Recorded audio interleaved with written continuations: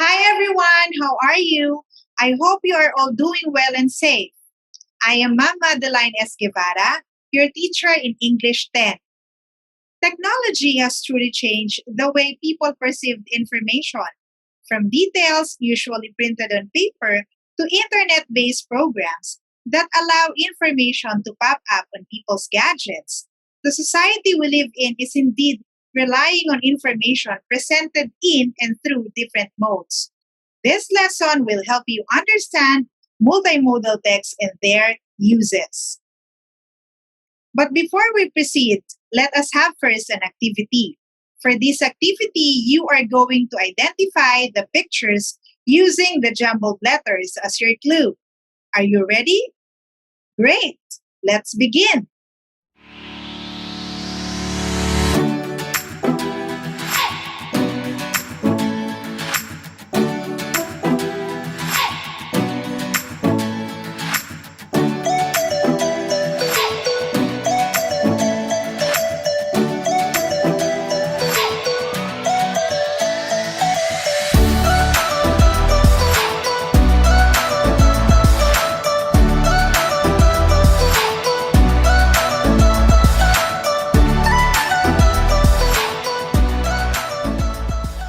Awesome! You have just familiarized yourselves with the different examples of multimodal text. Communication is not only relaying messages through voice and letters.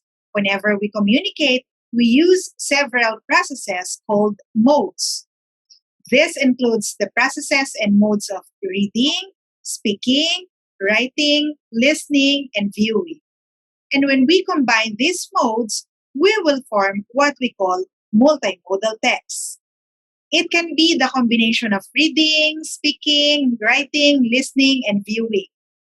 At this point, we are going to talk about elements of multimodal text. The first one is linguistics.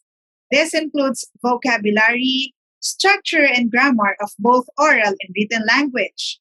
This is probably the most widely used elements because it can be both read and heard on both paper and radio. Next is visual. This includes colors, vectors, viewpoint, and in still and moving images. We also have audio. This includes the volume, the pitch, and rhythm of music and sounds. Gestural is the fourth element of multimodal text. This includes movement, facial expression, and body language. The last element of multimodal text is spatial.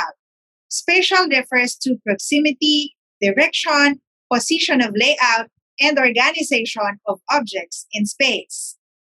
Moreover, multimodal texts are often live, digital, and paper-based.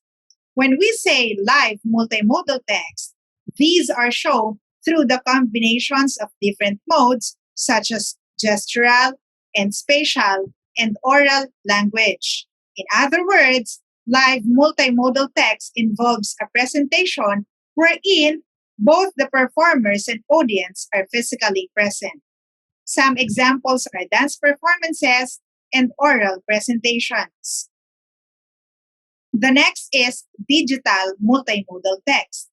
These are presented through dynamic combinations of various modes across written and spoken language, still and moving image, audio, gestural and spatial, communicative process. Some examples are films, animations, slideshows, e-poster, PowerPoint presentations, these video lessons, and the like. A multimodal text can also be paper-based. This is conveyed through the reader's varying combinations of written language and still images, or those pictures which are not moving. In other words, paper-based multimodal texts are printed. As examples, we have infographics, posters, comics, and brochures. Now, to check whether you have learned from our discussion, answer the activity on the next slide.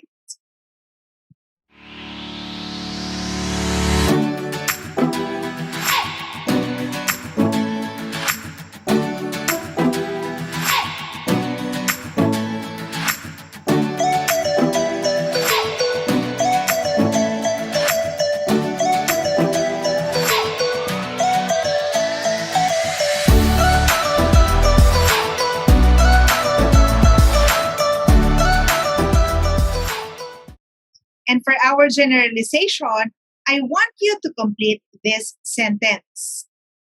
I have learned. Now that everything is clear to you, let us proceed with your assessment. Answer the activity on pages 23 to 24 of your learning module.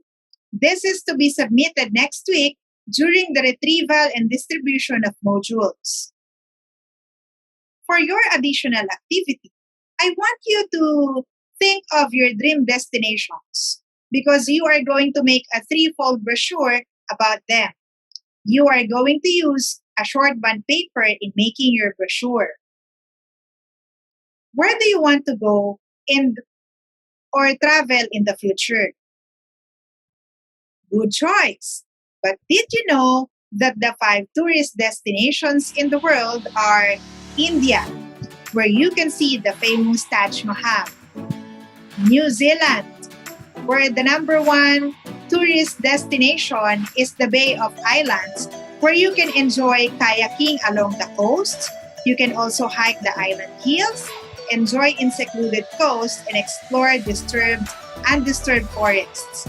The next one is the Turkey, where you can visit Hagia Sophia Museum, which is one of the most beautiful buildings in the world.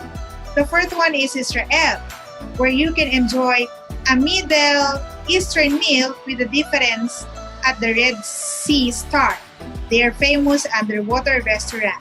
And the fifth one is the Columbia, where you can visit the Salt Cathedral of Zipaquira, a Catholic church constructed almost entirely of salt within a now defunct mine. If you are not decided yet about your dream destinations, you may have any of those places and be mesmerized like thousands of people who already went there. That ends our discussion for today.